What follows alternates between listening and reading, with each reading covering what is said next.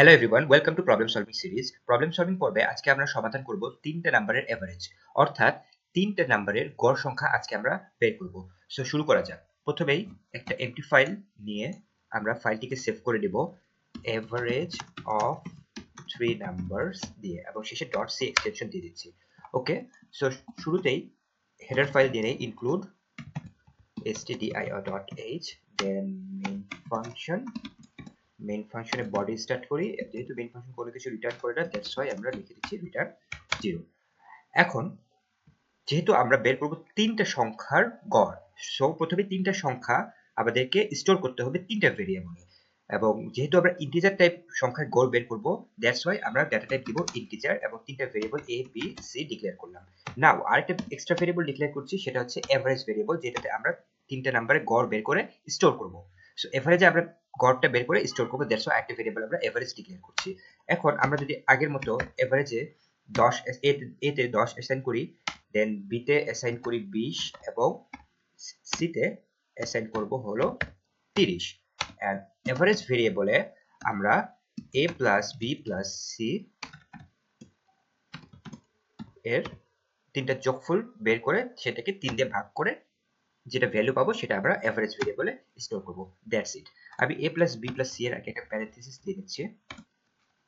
এবার সিম্পলি আমরা এভারেজ ভেরিয়েবলটাকে প্রিন্ট করে দেব প্রিন্টএফ ফাংশন ইউজ করে।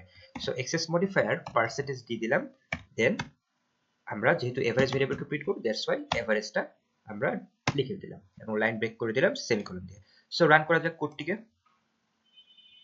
দেখতে পাচ্ছেন 20 আসছে আউটপুট, অর্থাৎ 10, 20 এবং 30 এর গড় হবে 20। আশা করি বুঝতে পেরেছেন।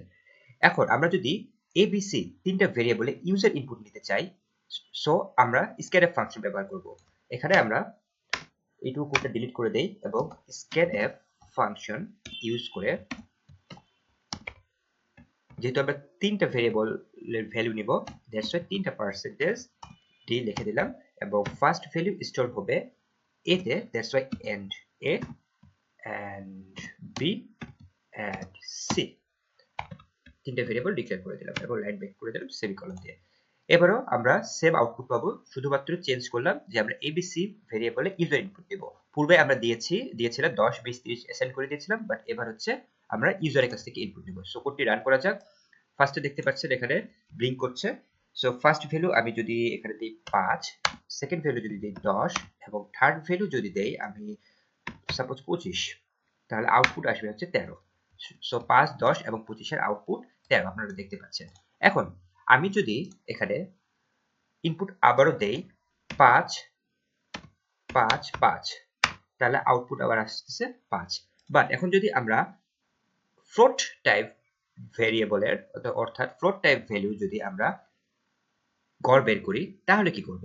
তাহলে সিম্পলি এখানে ডেটা টাইপ ইন্টিজার ছিল, ইন্টিজারের জায়গায় আমরা দিয়ে দেব ফ্লোট এবং স্ক্যানএফ এ আমরা তিনটা পার্সেন্টেজ ডি ব্যবহার করেছি এক্সেস মডিফায়ার হিসেবে, যেটা এ বি এবং সি তে ভ্যালু স্টোর করবে। সেই জায়গায় আমরা পার্সেন্টেজ ডি ব্যবহার না করে পার্সেন্টেজ এফ এবং পার্সেন্টেজ এফ সিম্পলি ব্যবহার করলাম। আমরা চাইলে তিনটে স্ক্যানএফ লাইন লিখতে পারতাম, যেখানে আলাদা আলাদা পার্সেন্টেজ এফ দিয়ে একটা সিঙ্গেল ভ্যালু স্টোর করতাম এতে, এবং পার্সেন্টেজ এফ দিয়ে আবার সেকেন্ড লাইনে স্ক্যানএফ লিখে সিঙ্গেল ভ্যালু স্টোর করতাম বি তে, আবার পার্সেন্টেজ এফ লিখে সিঙ্গেল ভ্যালু স্টোর করতাম সি তে। এইভাবে করতে পারতাম, বাট আমরা সিম্পলি এক লাইনে এখানে স্ক্যানএফ ফাংশনের ভিতরে একসাথে তিনটা ভেরিয়েবলে ভ্যালু ইনপুট নিয়েছি এবং এভারেজ সেম থাকবে। এখন যেহেতু আমরা ফ্লোট টাইপ ভেরিয়েবল ডিক্লেয়ার করে ভ্যালু ইনপুট নিয়েছি, সো প্রিন্টএফ এর আউটপুটেও আমাদের access modifier percentage F use করতে হবে। সিম্পল। এখন যদি কোডটাকে রান করা যায় এবং আমি যদি লিখি 1 ইনপুট যদি দেই 1.25, 2.85 এন্ড 1.39, এটা যদি আমরা অ্যানসার দেখি তাহলে আসবে 1.83, দেন 4টা জিরো আসতেছে। এখন দেখেন আমরা যদি এক্সেস মডিফায়ার পার্সেন্টেজ এফ ব্যবহার করি, তাহলে দশমিকের পরে আউটপুট আসতেছে আমাদের 6টা সংখ্যা 830000, অর্থাৎ 6টা সংখ্যা আসতেছে দশমিকের পরে। এখন আমরা যদি এখানে পার্সেন্টেজ এফ এর জায়গায় পার্সেন্টেজ 0.2f দিয়ে দেই, তাহলে আউটপুট যদি আমরা দেখি, তাহলে আবার আমি ইনপুট দিয়ে দিচ্ছি 1.25, 2.35, 1.39 ইনপুট দিলাম এবং আউটপুটে দেখবেন 1.66 আউটপুট আসছে এবং দশমিকের পরে শুধুমাত্র দুইটা সংখ্যা দেখা যাচ্ছে। অর্থাৎ এখানে আমি 0.2f ব্যবহার করার কারণে দশমিকের পরে দুইটা সংখ্যা শো করছে। এখানে যদি আমি 0.3f ব্যবহার করতাম তাহলে দশমিকের পরে তিনটে সংখ্যা আসতো, 0.4f দিলে দশমিকের পরে চারটা সংখ্যা আসতো। আর যদি কিছু না দেয় বাই ডিফল্ট পয়েন্ট, যদি কিছু না দেয় তাহলে বাই ডিফল্ট আমার দশমিকের পরে 6টা সংখ্যা শো করবে। That's it. সবে এখানে দশমিক 2 অর্থাৎ 0.2f ইউজ করতেছি। That's it.